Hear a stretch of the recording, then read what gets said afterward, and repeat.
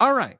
So the last thing I had today was to talk to do a little review. This is kind of more of a fun one of this infographic show. So this has gotten a lot of views, actually, like over 100, 150K almost. So they created an infographic about Johnny Somali. So I'm in this. So I want to review this because I think this is kind of funny and it's kind of cute to be in an infographic. But some of the information is kind of out of order and not correct. So I want to do like some minor corrections as we go. But it'd be a little nice part to end cap this in a fun way, kind of bring some fun and levity to this. I actually like the infographics. Like maybe I don't always watch this channel, but the infographic type videos, I do watch those sometimes. Particularly if I need something to put on in the background while I'm doing work or while I'm cleaning or doing something else. So I think it'll be fun to go through it and talk about it. And it's titled "Why This American Streamer is Facing Prison in South Korea." It's by the Infographic Show, which has 14 million subscribers. So it's a pretty big thing. Could you be such a bad tourist that you ended up in prison? Well, yes, many tourists end up in prison, actually. Fun fact.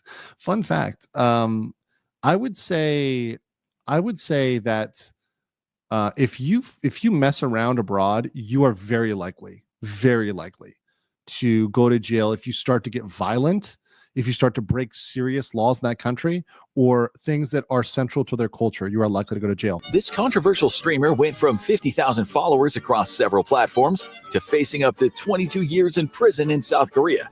But that's not all. It's not just the law that's after him. Somali has content creators chasing him across an entire country. How did that happen? More than one country, too. Actually, there's people that have followed him for several. Today on the Infographic Show, we're going to explain how and why an American streamer is now facing prison time in South Korea.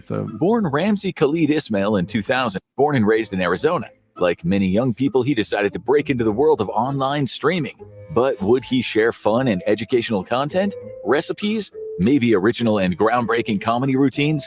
Not a chance. And once again, Johnny Somali tried to say that this was the only way for him to get popular, which is complete bullshit. It's absolutely not true. Instead, Johnny chose one of the most controversial corners of the internet, nuisance streaming. If you've never heard of nuisance streaming, count yourself lucky. It's as chaotic as it sounds. For Johnny Somali, it meant jet-setting around the globe while doubling down on every cringe-worthy stereotype about American tourists and vloggers. He would try to instigate fights, disrespect local cultures, insult people, berate people on the street, basically anything he could do to get a reaction from people he encountered. And then the lines they're using are the tame ones. See, it's kind of funny because like it's like, bro, did you forget your kung fu? I'm Korean, bro. Like this is like mild. This is like the mild sauce. I mean, he was running around yelling Hiroshima, Nagasaki in Japan. So would film the responses to create, quote, content. If you're wondering who does something like that, the answer is a surprising amount of people on YouTube and Johnny Somali. The streamer himself once stated, "I have no morals, I am a sociopath." At least he gets points for self-awareness. In another video, he stated that the reason he is racist to people in other countries is simple: for money. As you might expect, Johnny Somali isn't exactly winning popularity contests online, thanks to some truly horrible, unbelievable behavior that we'll get to soon. But is all of this sociopathic grind even paying off for Somali financially? Let's be honest, annoying a lot of people very quickly isn't exactly a great skill to put on a resume. So he better be making bank right now. Before he landed in legal trouble in South Korea, Somali had managed to amass a low to mid five-figure following across Instagram, TikTok, and Rumble. So a little context here to add context to this video. So essentially, he was making money. So I can't pretend that he wasn't. From what I understand from Fab and other folks who are on the inside of this, when he would stream nuisance stuff, when he would be really annoying, he would actually make it a decent amount, right? So maybe make like 500 or $1,000 when he's being at his peak annoying. But when he wasn't, when it was just him walking around, whatever, maybe he'd make $100 or something like that, right? So he wasn't making like, thousands and thousands, but he could make a decent chunk of change when he was being at his most annoying self. So that was Johnny's, kind of shtick there. What's Rumble? Well, think of it as the streaming platform. Oh, and by the way, so they I'll back up here. So they're saying he streamed on TikTok, Instagram, and Rumble. This is not true. because they're trying to say that this is what he was streaming on when he was caught. He was originally streaming on YouTube and Kick more than these other platforms. He wasn't on Rumble until after he got in trouble. Rumble was a backup, really. He used it in certain circumstances, and he did use it later on. But originally, especially before Japan Part 1, he wasn't just on Rumble, right? Originally, YouTube, and then it got kicked off YouTube. Kick got kicked off the Kick, and then so forth, right? TikTok, and Rumble. What's Rumble? Well, think of it as the streaming platform for people who have overstayed their welcome everywhere else. Known for its more relaxed rules compared to Twitch, it is the last stop for creators with, well, let's just say, That's a good one. Yeah, not inaccurate. Unique approaches to content. Twitch did ban Johnny along with streaming service Kick as of May 2024. In fact, Kick has been banning him off and on for years now, but this one seems pretty permanent. It's permanent. Everybody I've talked to at Kick, including people that have talked to Eddie, owner of Kick, they've all said, yeah, it's permanent. He's not coming back. Kick banned Somali for making death threats during his streams and promoting violent behavior. A friendly reminder that death threats are usually not covered by freedom of speech. It seems sad. Correct. That is very correct. So people yelling, screaming freedom of speech, and that was actually Johnny and Hank, by the way, who both scream about being freedom of speech absolutists, but by the way, are now praising China. I'll let you guys think how logical praising China when you love free speech is. A death threat is not free speech. Defamation, also not free speech. Travel to other countries and aggravate people just to scrape together a following. And yet, as of October 2024, he's only sitting at 16,000 Instagram followers and 20,700 YouTube subscribers. Talk about a low return on investment. There are creators out there racking up way more followers without even leaving their kitchen, just baking cakes and making people smile. Others make in-depth animated videos about crazy historical events and shocking military facts. Things people actually enjoy watching. And he is now banned on YouTube as well, a platform that has happily hosted the Paul brothers for over a decade now, which makes us wonder, how bad was Johnny Somali's content? His antics have earned him bans, fines, and plenty of disdain from multiple countries, but his behavior in South Korea has taken things to a whole new level. This time, he's not just facing backlash, he is staring down the real possibility of prison time. See, Somali. Correct. This is correct. So far, does he have the possibility? Yes, he does have the possibility of it. Yes, absolutely, 100%. Decided to visit Korea in the autumn of 2024, while other tourists flock to see temples, experience Seoul's nightlife and K-pop scene, or eat the great local food. Somali, all of which are very nice. Byunggung. You can, if you go to, for example, Bongungsa Temple, it's right in the middle of Seoul. And you can go to COEX in the same day. So you can do shopping, you can eat really good food, and then you can go to a temple, and then you can head up somewhere if you want to see K-pop or whatever. You can head to Cheongdam and see some of the big buildings where the agencies are, or you can go to a club or a bar where they play K-pop and kind of hang out there. So yeah, it's a really good place. I recommend it. I love spending time in Korea, and I plan on spending time in Korea for the rest of my life out here. Right. The percentage of that may change. Maybe it'll be, a month a year, 2 months a year, maybe a couple weeks, but I'll always be in Korea. I love it. It's got a special place in my heart. It really does. Instead, decided to sexually harass statues and correct to get beaten up a lot. That's not what TripAdvisor normally recommends, but let's get to the why. The first of many things that annoyed the locals was when he twerked on the Statue of Peace in Seoul. It was one of the first things. I guess it was the biggest thing, but it wasn't the only thing. He was making rude comments to people before then. He was harassing people, but this was the one that got the most mass media attention, right? So you could say this is the biggest one. It wasn't necessarily the first, but it was definitely the thing that lit the fire, was the twerking on the statue and doing the Diddy dance with oil and everything else. Otherwise known as the Comfort Woman statue. It was built in remembrance of the women forced into sexual slavery by the Japanese military when it occupied the country from 1910 to 1945. This is a deeply tragic chapter in Korea's history, one that continues to cast long shadows. For many residents, it's not just history, it is personal. With the pain. These people are still alive today. The Comfort Women are still alive. You can, obviously I would approach that issue with utmost of respect. You can see them. They're there. I think it was Johnny Somali who said, "Oh, I want to apologize to them," and all the Koreans were like, "You're not going anywhere near these people because you're insincere, you're disgusting, and we're not gonna even presumptively allow that. Like they're gonna, nowhere near." But many of them are still alive to this day. They're very old, very very old, but they're still alive. Pain directly affecting their families.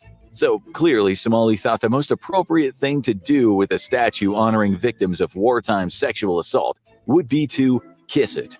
As if that wasn't enough, he then gave the statue an overly long lap dance in full view of many South Koreans walking by. Other accounts say he waved a drawing of the Japanese Imperial Rising Sun flag, all while doing this. The flag of the power that forced these women into sex slavery way back when. It's different from the current Japanese flag, and many individuals That's an important note, right? So it's different than the current flag. And nations that suffered under the old Japanese regime view it as a painful symbol, arguing that it should be banned entirely.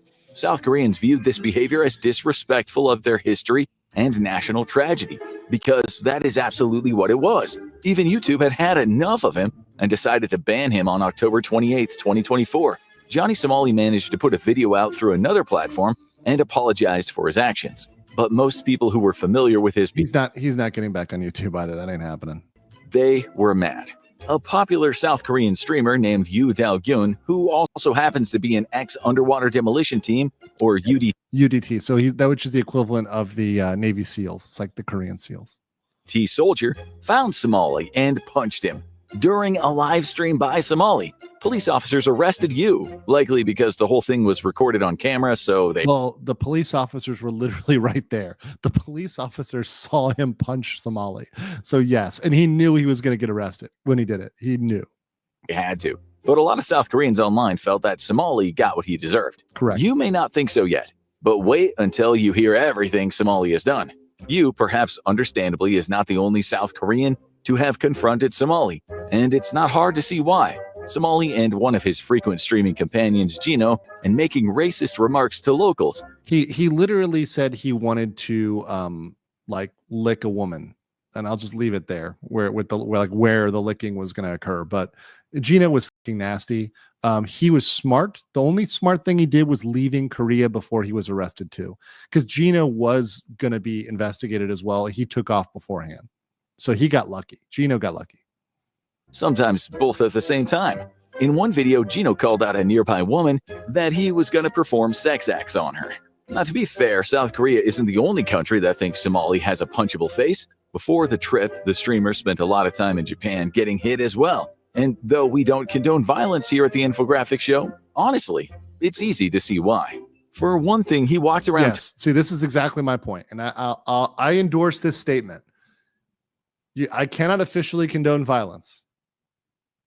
However, I see why.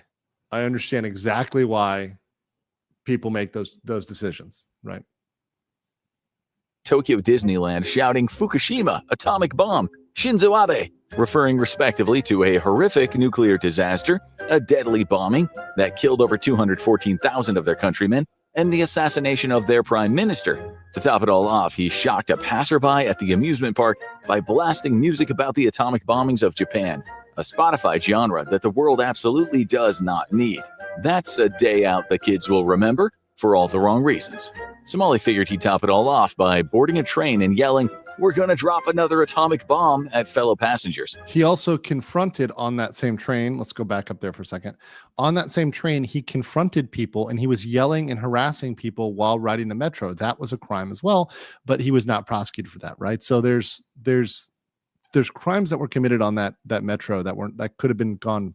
They could have gone further with what he did on the metro. By boarding a train and yelling, "We're gonna drop another atomic bomb," at fellow passengers. Because joking about a nuclear apocalypse just wasn't funny enough, Somali also broke into some construction sites and got in a truck that belonged to a private delivery firm to pull some kind of stunt. He was eating a watermelon, by the way, in that truck. Let's not forget that. Also, he was trespassing, which is clearly illegal. And that one, because it's so easy to prove and they had it on camera, that's the one they originally went hardcore after him with in Japan, because trespassing in that construction site was very clear. To the relief and glee of Japanese people everywhere, he was fined 200,000 yen, or approximately $1,300, for trespassing and disrupting business. We wonder if his hilarious videos threatening people with nuclear disaster made more money than he spent on the travels and fines after all. Anyway, it's good to know that despite Japan and South Korea's history with each other, both countries can agree that Johnny Somali is the worst and should be arrested whenever possible. The legal trouble in Japan really made Somali stop and think about the consequences of his actions. Actually, no, that's not what happened at all. And this is the problem. The problem is he didn't learn anything from Japan because the Japanese punishment was relatively light, which is the whole argument in Korea. Is that if you don't give this guy something serious enough, I mean, I'm talking about a year in actual prison, 6 months in prison, a year in prison, 2 years in prison, 5 years in prison, 3 years in prison, some real time, really, where he's got to think about his consequences. He's locked away. He doesn't have his cuddle buddy, Hank. He doesn't have his creature comforts or whatever else. He doesn't have his Discord, right? You can't have, his hug box Discord where they're all telling him he's the best thing since sliced bread and they're gassing him up and filleting him. When he doesn't have those folks, and he's actually left to reflect on the sad sack that is his life, the unhappy person he is, the miserable, unloved person he is.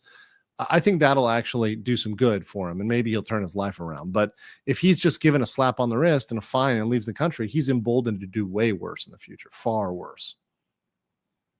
After he paid his fine, he went back home and he laughed about how he lied to the judge and the prosecutor in Japan while in court. Apparently, his biggest lie was telling the judicial system that he doesn't make money from his videos.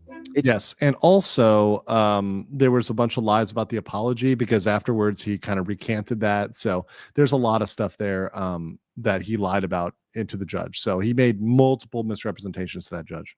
It's not just Asia that has an issue with Somali, though. He got detained in Israel after repeatedly making derogatory comments to a female officer at a protest. To the surprise of no one over the age of 3, this didn't go over well. In fact, after another one of his trolling escapades in Israel, Somali was jumped and mugged in the street. Somali had made the bold and baffling choice. I'm very surprised he wasn't shot in Israel. I'm going to be honest. I was actually expecting, I was half expecting that to happen at some point.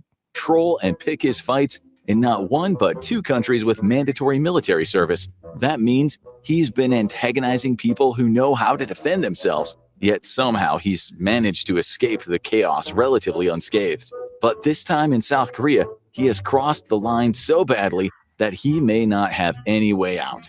The incident that tipped the scales for Somali. By the way, the server here that showed as a young woman, it was an older person. So there was an older man and an older woman in the store. I believe it was a 7-Eleven, right? So in the 7-Eleven, the Pyeongcham, it was older man and woman. Happened on October 17th, 2024. He stopped at a South Korean convenience store and drank alcohol in the store, an act that wasn't allowed. When an employee asked him to stop drinking, he responded by lashing out at him. Then, as if being horrible to service workers wasn't good enough, he dumped noodle soup on the table and then started throwing food at people passing. And he cursed at the person as well. So he cursed at the staff, throwed stuff, acted like a fool because he was told not to do that. Outside the store. The store employee once again reminded him that throwing food at people is, generally unacceptable at this stage of evolution. Which is obstruction of business, and that district he was in, Hongdae, has a 0 tolerance for obstruction of business.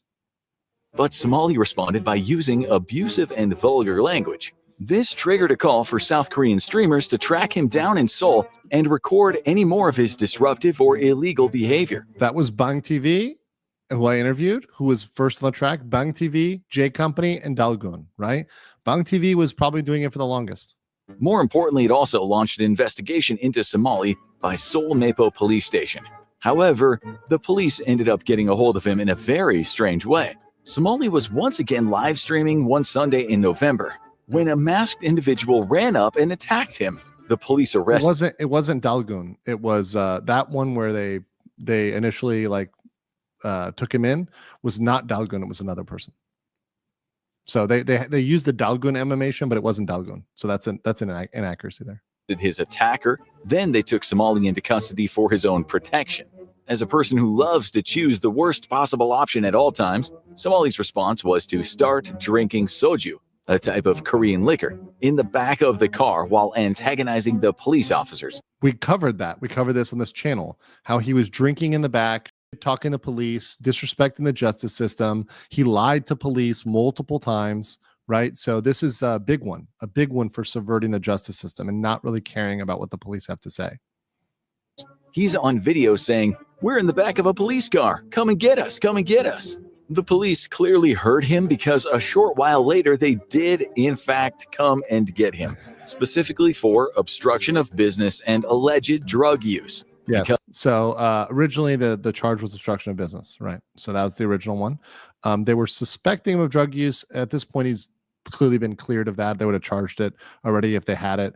But you're allowed to hold people for that purpose. And I think that was one of the ones where they were bringing it in to check, and then now they're going forward with obstruction.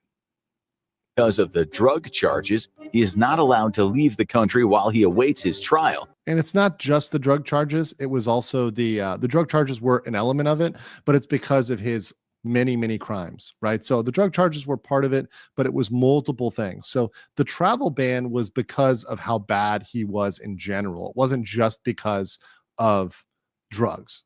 It was one drug charge might not necessarily be the thing that tips you over, but because he had all of these things together and all these reports, which they saw, even if they don't go forward with him, they saw, okay, we have a volume on this guy. Okay, we gotta travel ban him because we're gonna have to look into this. Drug charges are taken very seriously in a lot of Asian countries, and South Korea is no exception. Somali's passport has been taken, but he is no longer. He has the emergency. I believe he may have an emergency passport, but once again, he can't leave. It doesn't matter whether he even has his passport, even if he has his full passport back. That doesn't allow him to leave. The travel ban is in the system. Korea is completely electronic. He can't leave. In custody, although he does have to stay in the country on his dime until his trial date, while half of South Korea is out looking for him to either film or punch him. Though the U.S. Embassy could try to help, they've shown they won't. U.S. Embassy won't do shit. As seen in the case of World of T-Shirts, Josh Block over there in Korea, who tried to call the embassy to save him. The embassy is not going to bail you out. The embassy is not going to come out and save you. They're not going to send in, the special agents, Mission Impossible to come save you. They're going to refer you to a local attorney, and that's about it. And you have to pay for them. You have to pay for the attorney. They're not even paying your bill. They're not doing anything to get you out. Do not think the U.S. Embassy is going to bail you out when you get in trouble abroad. That is a very big misunderstanding for U.S. citizens, a huge one. They're not going to save you. Sorry. On very little interest in entering a diplomatic dispute with South Korea to get the streamer sent to America again. As far as they're concerned, Seoul can keep him. The embassy will make sure he has legal representation, but they'd rather not really get involved. Correct. Besides that, in South Korea, political pressure has been mounting to take action against Somali, who spent over a month broadcasting his disrespect, verbal abuse, and outright mistreatment of locals to a global audience. This frustration isn't new. Residents in both Japan and South Korea have grown increasingly fed up with tourists who visit only to disregard their customs and show blatant disrespect to the local people. Online channels in South Korea have labeled Somali as an example of the worst, disrespectful tourist imaginable. Many are calling on the government to make an example of him, hoping it'll deter other visitors from engaging in disruptive, offensive, or even criminal behavior. I agree with that completely. This needs to be deterrent. People need to be deterred from doing this. If we do not stop this here, more people will do this. And we've seen, I was saying this months ago. I was saying this in December. And people were saying, no, it's just Somali. It's just Somali. Look at Josh Block. Look at DBR. And say with a straight face to me that they're not doing similar shit. And sometimes people are saying that DBR, the guy with the snowball, is actually worse because he hit people. And Goggin, the guy in the bar who got beat up by the Japanese guys, he's worse because he touched the women. And Johnny Somali, although he did sometimes touch people, but not often. It was very rare. Rarely. He would sometimes get up in people's face and that kind of, there's a little bit of touching. I mean, there's some shoving. Usually Gino or somebody else be the one to do the shoving, or Hank, right? There were some physical things that went on. But generally, Johnny, because he's small, he's a shrimp, he didn't engage in physical altercations because he would lose. He would lose against a small child, a small female child. So because of that, Johnny typically didn't physically hit people or punch people, right? Versus some of the other streamers that get a little more physical, at least with a snowball incident. So some people are saying that's worse, right? 5'2". Yeah, very, very, very small man. Very small man. So yeah, it is something that needs to be stopped, because if it's not stopped here, then it will continue, and people will continue to come to Korea and Japan, and they'll do these things over and over again for clout and money. Period. But that is not all Somali is guilty of. A whole lot of charges are coming down the pipeline, and there seems to be a new one every week.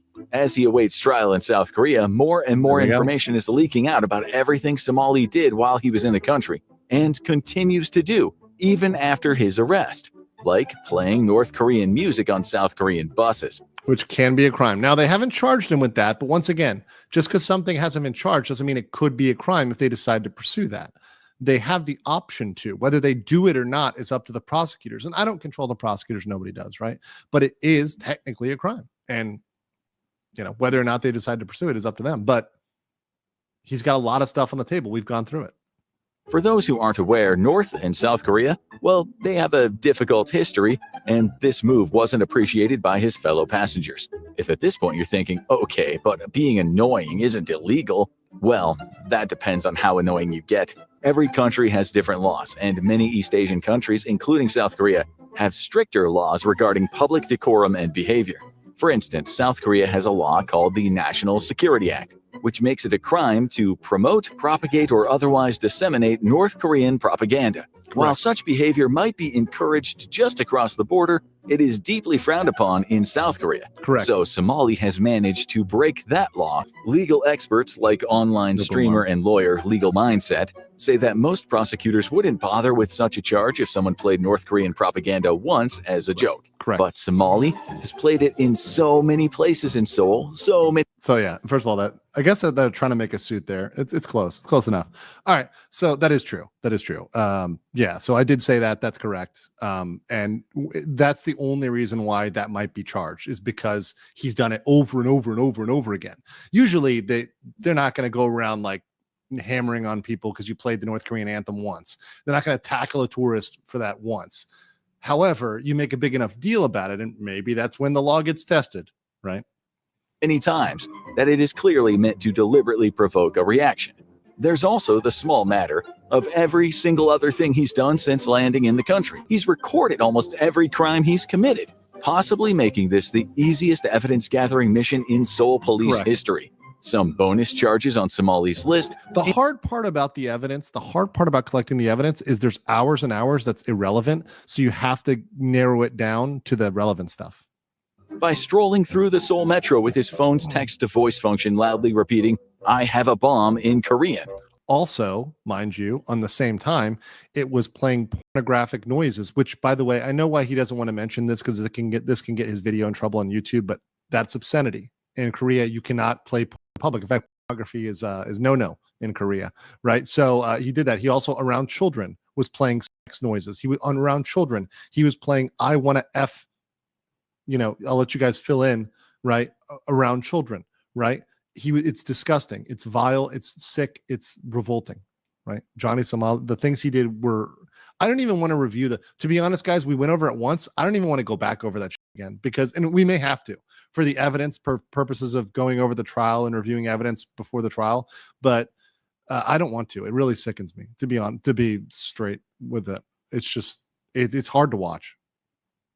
Unsurprisingly, this terrified passengers. On the bright side, at least he made an effort to speak their language. He did the same thing in Japan in 2020. He didn't make an effort. The text-to-speech was put in by other streamers. The donators. So the donators put the message in Korean.